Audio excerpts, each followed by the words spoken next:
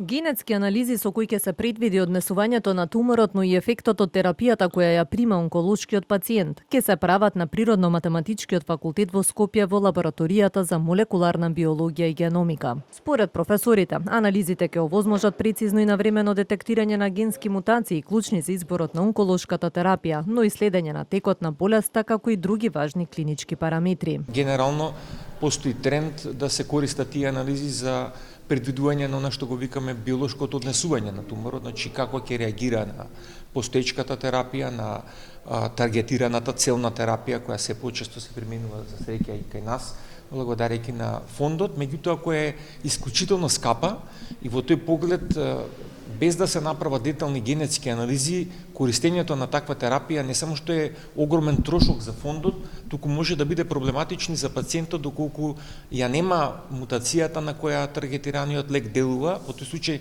не само што може да се случи да не делува воопшто, туку може да има и дури спротивен ефект. Овие анализи ќе бидат достапни откако ќе завршат тендерските процедури кои се во тек за набавка на потребните реагенси. Можам слободно да кажам дека една од најрепрезентативните лаборатории од таков тип во регионот. Особено ми е драго што овие народни пари кои што беа вложени на факултетот и во лабораторијата сега преку фондот за здравствено осигурување повторно се враќаат кај осигурениците преку услуги кои што ќе ги даваме во наредниот период. Директорот на Фондот за здравствено осигурување очекува со ова да се зголеми достапноста на вакви напредни анализи за онколошките пациенти, но и да се намалат листите на чекање. Со ова ќе се скрати времето на чекање, ќе се забрзи почетокот на терапијата на клиниката за онкологија.